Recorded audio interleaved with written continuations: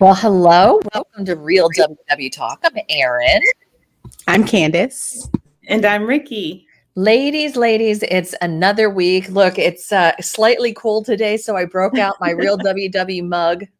Love it. I'm so excited. How were your weeks? Ricky, we didn't see you this week. Candace, I think I'm going to hijack it and ask Ricky about her week first since she wasn't at the meeting with us.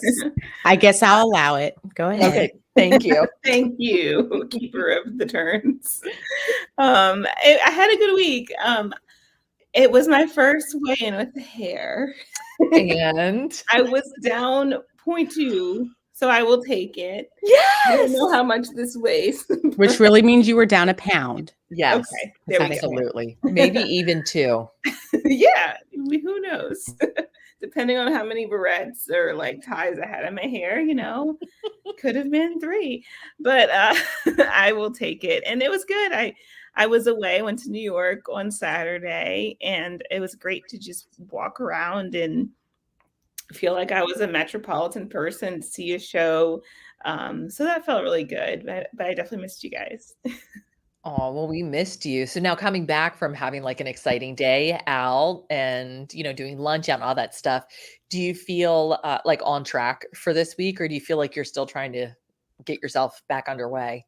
It's funny. I feel like I'm still trying to get into the swing of things, but I will say the day in New York, I don't feel like I ate way too much. Like I wasn't constantly snacking. There was this one little cupcake place called Baked by Melissa, and they have cupcakes that are this small. So it was right by the theater. I really wanted that. So I that was my indulgence of the day. But otherwise, I had a bagel for dinner. I didn't have yes, it was carb heavy, but it wasn't like I was stuffing myself all day. I was walking. So overall, it felt like a successful trip, and just getting back into that, since I didn't really meal prep on Sunday, just grabbing things quickly to go has been my biggest thing to get back into the swing of things for the week. Well, think about you're in a completely different place. And, what Candace, you talked about when you're on vacation, like I'm going to eat the things that I can't eat at home. And so if you're in New York and you've got, one of the little Melissa's cupcakes, because we've had those before when we went, and yeah. You've got a bagel, like a New York bagel. Why wouldn't you? Exactly. Yeah. You had me at cupcakes. I mean, I know of Magnolia Bakery in New York. I don't know of this Melissa that you speak of. And I feel like I need to experience this immediately. You guys should be so proud of me. And shout out to Elizabeth because she was there with me. But I got the Melissa's cupcakes. I want, that's what I wanted. But the new train station, it's now Moynihan Penn Station. So that there's Moynihan Hall, and it's this giant, beautiful granite lined hall. Like you feel like you're in, I don't know, some just beautiful ballroom or something. Guess what was there? Brand new Magnolia cupcakes. So we walked in. I smelled the cupcakes. I saw the beautiful cupcake slices of cake. And Elizabeth was like, yeah, we got our cupcakes already. And I was like, oh, yeah, you're right. We did. Good thing I wasn't there with you, because I'd be like, do you see Magnolia? Let's go. We turned around and walked out, and I was okay with it. I was thinking about it later. I was like, man, if I'd known, maybe I would have saved the Melissa's for later, and I would have. But I was like, I already bought these, and I know I like them. Magnolia is not going anywhere. So if you guys want to go to New York with me next weekend. No, I feel like I've just cemented that I'm peer pressure in a bad way, because I would have talked us out towards it. I would have been like, hey, I mean, we're not here all the time. Let's just, or you get would have one or two to take home. Oops, oh, there goes your cupcakes in the trash. And I won't tell you that they deliver now. Did you see? Are they ship? I should not have said it, but I saw it. It was not going to be the same. It's not going to be the same. This is what you say, but I will test it to see if that's true, because I saw Magnolia is now shipping and I was so excited. But like you said, I will accept your statement that it won't be the same, although I don't believe it. You guys, how do you know that this is a WW podcast? We've just talked 2 minutes straight about cupcakes. Because cupcakes are life. Thank you. Oh, well, I'm proud of you, Ricky. It sounds like you made some really awesome choices Yeah. and more importantly, had a really good time with a friend. Yeah, it's not even about the weight loss. Like, I just love that you lived Yeah. your life. You went and Mhm. had a great time, got to see a show, Got to walked. see Sarah Bareilles in person. Well, there's the win right there. And you got steps. You got activity in 10,000. walking. Yeah. It was amazing. Yay. How about you guys though? How are your weeks? Erin, how was your week? So my week was okay. I know that I had some I incorporated some more sweets and things than I had in previous weeks. However, they were having an issue at the scales. I don't know if okay, so Candace, it happened to you too. So I weighed in and I also look, this is the cool thing about tracking your weight and tracking your food is you could start looking at it as data. And I noticed that around this week, every month, I'm up. My body must just hold on. For some reason, it's just the cycle of how life works or something with me. But I'm historically up. And do you remember well, it's hard to believe that it was last month, but a couple episodes we talked about. And I was like, you know what, guys, I've done all of these good things and I know I'm going to be up the scale because I can feel it. And I was up a pound. Same thing this week. I could just feel it. I could feel it. And when I weighed in, I told Nadine, who was our coach, who was also weighing people in, I was like, Nadine, I'm going to be up. So don't be surprised by it. I can feel it. And I know historically I'm going to be up. And she goes, yep, you're up. And that was that. I didn't even worry about looking at it to see how much it was. And then later in the meeting, I thought, oh, let me pull that out and let me look at my tracker and see how much. And it said 0. It said 0. Like I stayed the same. And so I found her after the meeting. I was like, hey, was I actually the same or was I up? She goes, no, honey, you were up. Well, we realized the issues that they were having to scale, the weight didn't go in. So I actually don't know how much I was up on the weekend, but I could see from my home scale, and my home scale is telling me that I'm up essentially 5 pounds. And I'm like, I am not up 5 pounds. I know that I am not up 5 pounds. Eating a couple, and I literally mean, well, we meant like 5 gluten-free double stuffed Oreos last week did not put me up 5 pounds. You made your 1-point double stuffed Oreos that you told us about? Okay. Right, exactly. Do we need to have a coming to Jesus moment? I was like, are you sure the 5 pounds aren't real? Right. I'm so proud of myself because my mom bought these double stuffed Oreos and she bought regular Oreos to make a dessert for the grandchildren. She's making dirt. You remember that? Oh, do you guys ever have that with the pudding and the Oreos and the it's a sign. Well, it was a craft project for homeschoolers. So I love how homeschoolers, we incorporate food as craft projects. But so she got them all gluten-free. So everything that was left over, I would be able to eat and enjoy. Those things have been sitting on the counter for over a week and they're not even half gone yet. And so, yeah. So kudos to me. So this says that I'm up 5 pounds. I don't like that it says that I'm up 5 pounds. I feel like my body's holding on to stuff, but I know that it's not real. So it is what it is. When in doubt, blame the scale. Like they told you, the scale is broken. Right. And we don't base our weeks on the scale anyway. So you know that you made other decisions that you were proud of. Yeah, I did. Yeah. So I know that I'm up, but I know that it's not fully telling the truth. I know that it's not. Let me tell you something. This would be the worst thing in the world because I did not eat to gain 5 pounds. Like that, it just didn't happen. I've eaten before to gain 5 pounds on my birthday and I know what that looks like and I know what it feels like. This isn't it. She was like, I rebuke it because I didn't eat enough. Because there has to be something that I earned. There was no fun. There's no fun in it. There's no fun, I assure you.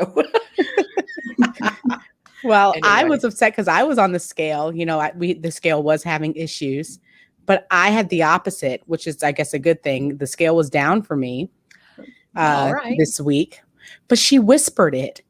And I wanted her to say it louder. So, she was like, hey, you're down this week. I just wanted to tell you. I said, there's a good thing, right? She's like, yeah, you're down 1.2. That's really good. I said, you can tell everybody here that I'm down 1.2. We don't have to be secretive. So I was, I think it's all the steps, but I was very proud of my loss because I have been consistent.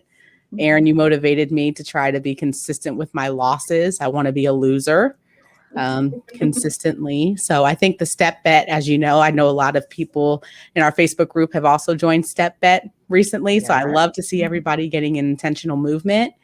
And I think it's really been helping me. So there's been a couple nights, as you know, that I really don't feel like moving, but I always think about the $40 that I could lose. And I get my butt up and I walk in place or do whatever I need to do.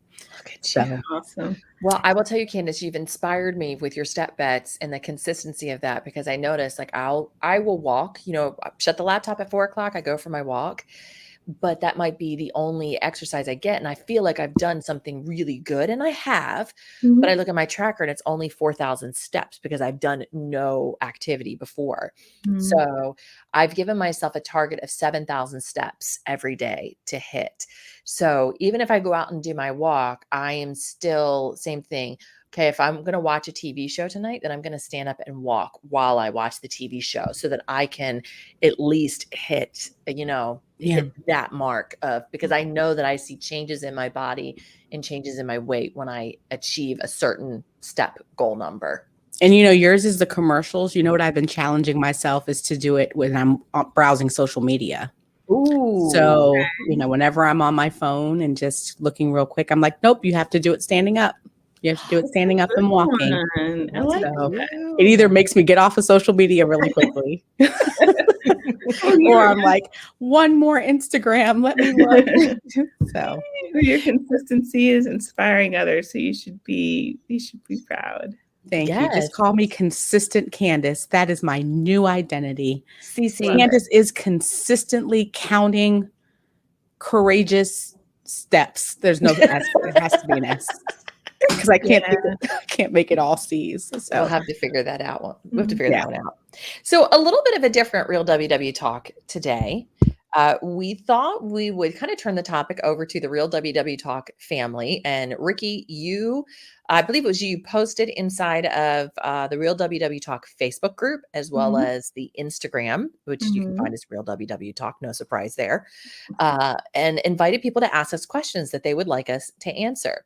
So we've rounded up a couple questions that have gotten the most upvotes through the channel, through the group.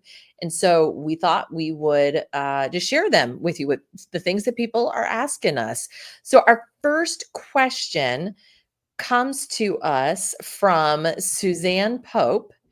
And actually, Suzanne's part of our meetings, our local meetings. She says, do you think it's possible to move beyond obsessing about food, thinking about it all the time, planning your next meal, or looking forward to special meals on vacation? And I laugh as I say that because Candace has just popped a mini Reese's peanut butter cup in her. Speaking of obsessing about food, let's let Candace answer it first. Right. I promised them. So I had this Reese cup. It's a miniature, 3 points, sitting, and I said, I'm not going to make it through Real WW Talk without having it. So for those who are watching, it was a Reese, and I own it, and I'm not embarrassed. So no shame. You're not hiding. No, I did it live. How many points is it? 3 points. Done. So of loveliness. Not a problem. But the question, do you think it's possible to move beyond obsessing about food? I sure hope so. So I want to break it down because I feel like one of the examples, looking forward to special meals on vacation, I wouldn't say that's obsessing about food. And I don't think that's a bad thing. Just like talking about New York, I wanted a bagel. I wanted bagels in New York go together. I thought about pizza too, but I decided it was one or the other. And it wasn't a big deal. New York pizza is not going anywhere. So I think I also hope it's possible, but I think some of these things aren't bad things. I think we should separate that out a little bit. Yeah, no, I agree with that. I think we tend to put things in all or nothing categories. And the people that I know who have healthy relationships with food, they think about food. They think about the snacks that they're bringing with them, to keep them in good health. They think about the special treats that they're going to eat while they're on vacation. I do understand though the difference for us is it can dip into that obsessive side as opposed to planning. And so for me, I think it's just adjusting the framework in our mind of I'm not obsessing about planning my next meal. I am choosing to plan my next meal because this is about my greater health, right? As opposed to me, obsession would be I can't stop thinking about eating this brownie. If I'm going to eat this brownie, I need to eat this brownie. I need to go get a brownie, like that kind of a thing. But I don't, I totally understand where Suzanne's going with it. And I think that I think there are times when we can move beyond obsessing about food. There might be times, maybe through deprivation, that it feels a lot larger. And to me, it's how can I minimize this thing that doesn't need to be as loud in my mind as it should be?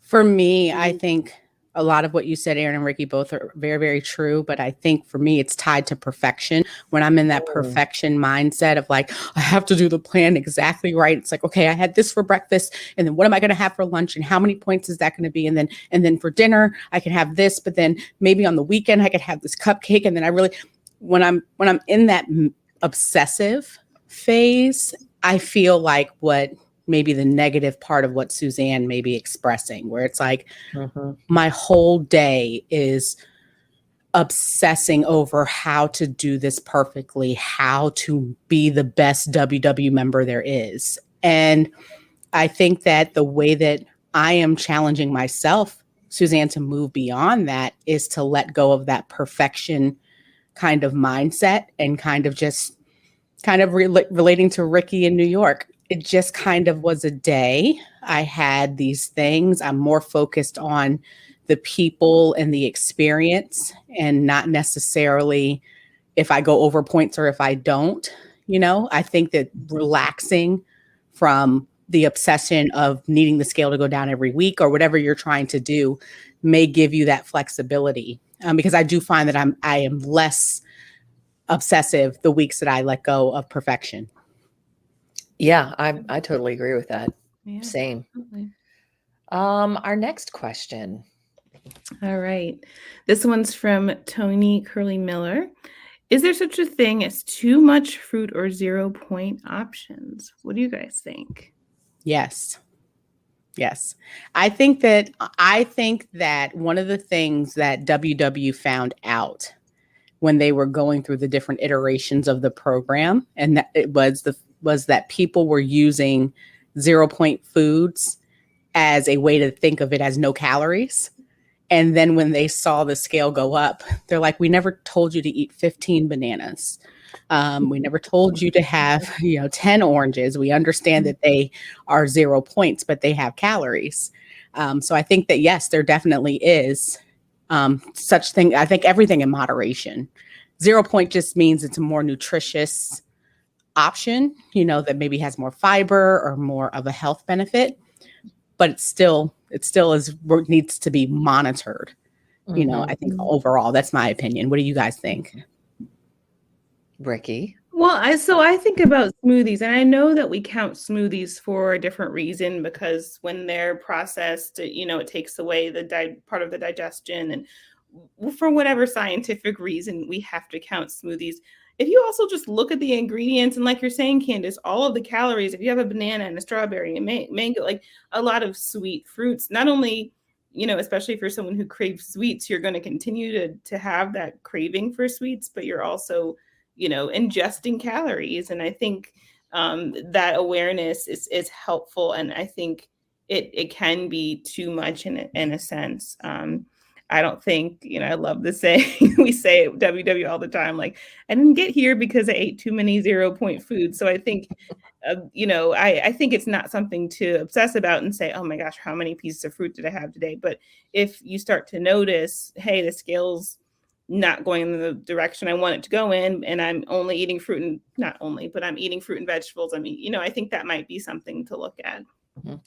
I do think that there can be such a thing as too much fruit, but I don't think there can be a thing as too many 0 point options. And the reason why I don't think there can be too many 0 point options is because those are the options that we probably choose the least. And those are the reasons why WW pushes us to them the most. But exactly what you said, Candace, about having that zero, because the 0 point option that we're going to lean to the most is not going to be fat-free cottage cheese. It's going to be 15 bananas, right? It's going to be some of those like substitute trigger foods. So for me, when it comes to too much fruit, yes, I think the question is always what's a serving of fruits and vegetables, and actually consuming them, because the whole thing is you want to get yourself to a place where you're eating normally, right? Where you are eating in a healthful and sustainable way. And if you're sitting down to eat half of a watermelon or a bunch of bananas or something within that frame, then no, you're not doing the program as WW intends it. You're abusing the 0 point system. So the 0 point foods is really looking at all of the 0 point foods, knowing what's healthy. But again, it's everything in moderation. But I like being on blue because I can have salmon for zero. And if I'm having salmon for zero, right, like chances are I'm pairing it with other healthful things, but it gives me a little extra room to make a dairy-free butter sauce to go over top of it, or And chicken breast is zero too. That is right, awesome. Mhm. right? But to Ricky's point about the smoothie, though, I always love a prior coach of ours who would say, if the scale is going up, realistically, if you're are you really having a cup of strawberries, one Right. banana, 1 cup of blueberries, 2 cups of spinach? If it weren't blended up and easily digesting and going down, Yep. would you be able to would you be eating all of that in one sitting? So that's where I understand about the blending and why there are points, because I pushed against that. I just want to tell you, there was a long time where I was like, that makes no sense. Yep. This is all healthy 0 point stuff. It should be zero. And when you think about the fiber and everything, that is an explanation that I always go back to. Like, would you eat all of that in one sitting if it weren't blended? Yep. The answer is Now probably no. when I make smoothies now, that's how I make them, is I look at them actually in the bowl first. And like, would I actually eat this, even down to the amount of spinach? Would I sit here and eat this with a fork? Let me use a little bit less spinach on something. Yeesh. Okay, Candace, this one's yours. Here we go. All right. Rosetta Owens asked, do you feel your weight is keeping you from enjoying yourself? Wow. Yes. Yeah, that's a yes for me right now, because I've weighed less than this and I feel like I've enjoyed myself and enjoyed doing things a little bit more. That doesn't mean I shouldn't stop, doing things and doing fun things, but I can feel the difference in myself. And it's still, for me, it's the mental hurdle on things. It just is. Yeah, I think for me, the weight is keeping me from, I'm having to push really hard to make sure I'm still included in pictures and to go to family functions. So real quick, my grandmother's 90th birthday is this week, and we're having a drive-by parade and everyone's getting together, and I don't want to go. Just telling you, just the truth, because I'm not at the weight that I want to be. And I feel like all my cousins on this side of the family are very fit, and the ones who are posting the stuff that makes you want to puke on Instagram and Facebook about work hard, train hard, we got this. And I'm like, I don't got it. So in the picture, it's going to be clear that I don't got it and they do. So I don't want to go, but it's my grandmother's 90th birthday. So I feel like I am having to be intentional about going and making sure I enjoy myself and not obsess over the pictures, and be able to enjoy my family. But I'm struggling with that. That's really hard for me. So yes, Rosetta, definitely for me, it's a challenge right now. That's tough.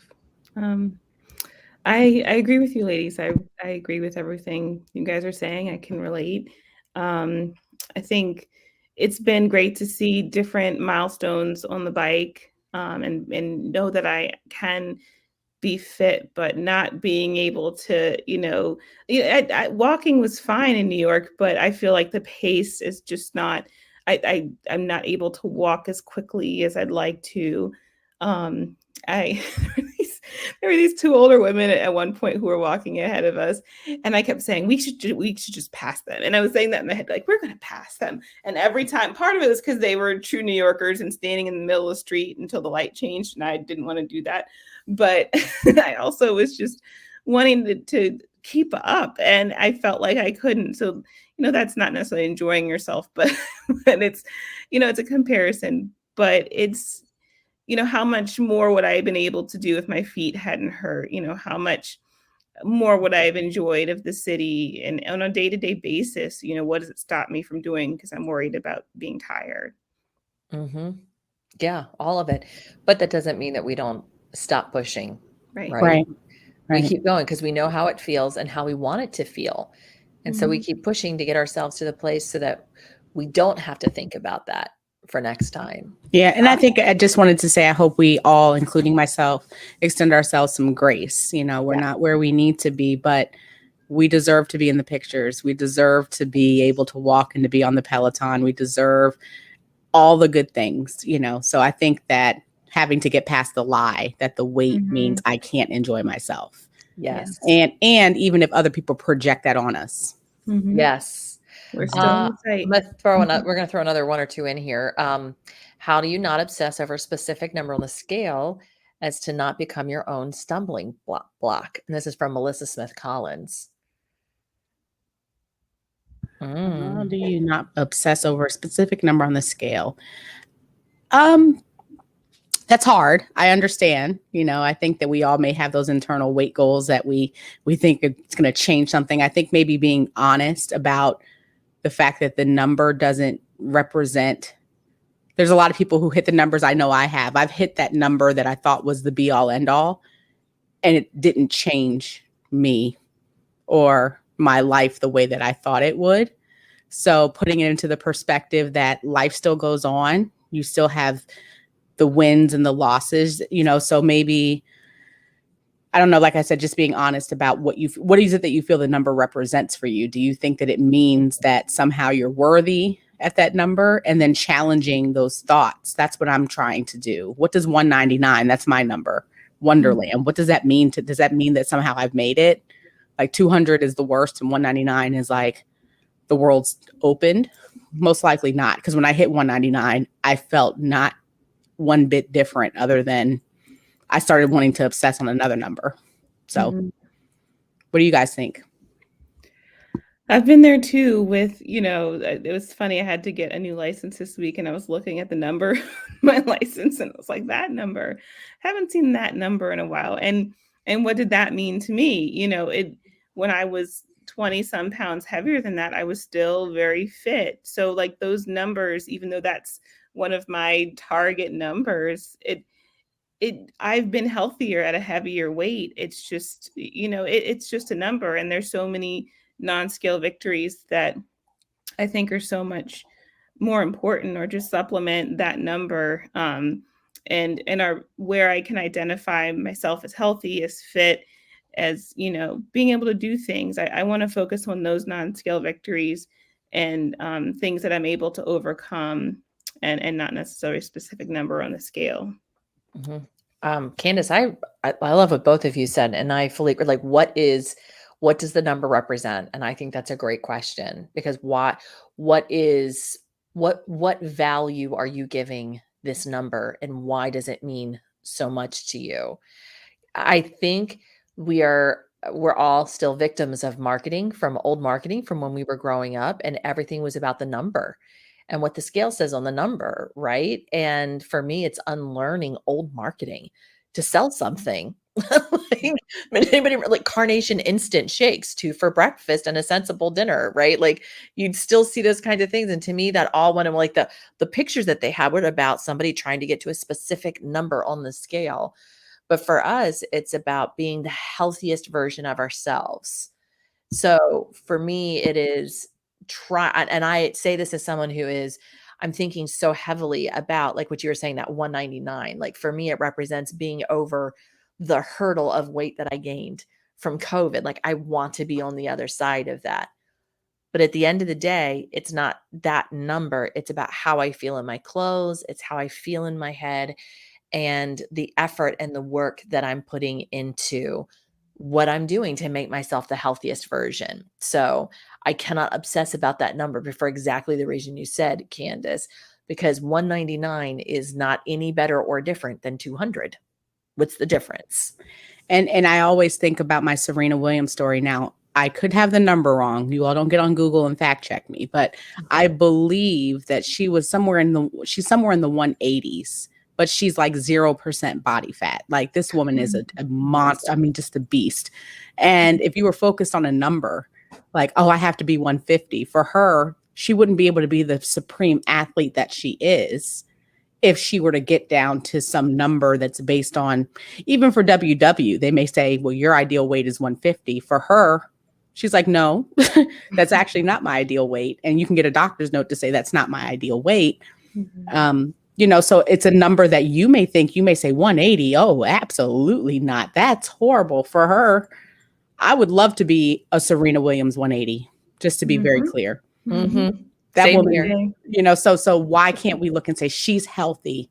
She's in the best shape of her life. Like Ricky said, why she's in the best shape of her life. 180 means nothing. It's just, it's a measure of something that a doctor cares about, maybe for other reasons, but it doesn't have anything to do as an indicator of her health or happiness. Yep. All right. Our final question here. Ricky, go for it. All right. How do you stop a downward spiral in its tracks? Veronica Trujillo Armstrong. What do you guys think? My favorite statement to this, and it's something I'm trying to practice myself, is do the next right thing. Just do the next right thing. Stop focusing on the downward and say, what is the next thing that I could do that will turn this around? Whether that be drinking water, going for a walk, taking a nap, cooking your next meal, tracking your points. What's the next thing that you can do to turn it around? And just making that your focus, because I think the beating yourself up of the action is going to continue to propel you downward. Turn around and focus on the next right thing. Yeah, I love that.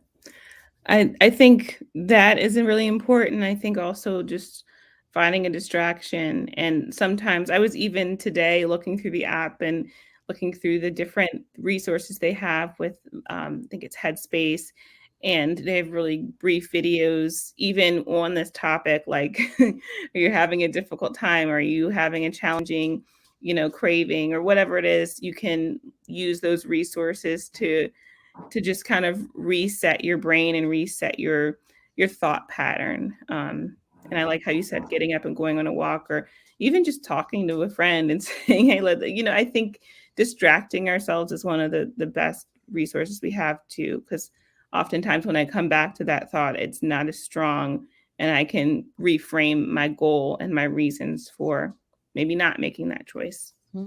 And I'll add on to it. Why are you in a downward spiral right now? For me, I like to just go assess, like, why am I spiraling right now? Did something happen that's made me stressful? Is it something that's made me angry? And the way that I choose to cope is with food. And now, because I chose this one time or this one moment to cope with food, now it's created this thing in reaction to something that maybe was so small or minute. And now instead of punishing someone else, I'm now punishing myself. So I'm totally with exactly what Candace said about do the next right thing. Like, let's stop that. Ricky, there's so many great helps in the WW app that can even help address, why am I spiraling right now? I always love to find the why behind something happens. Not, can we just stop it, but like, can we stop it permanently? Why am I doing this? What's the feeling behind this?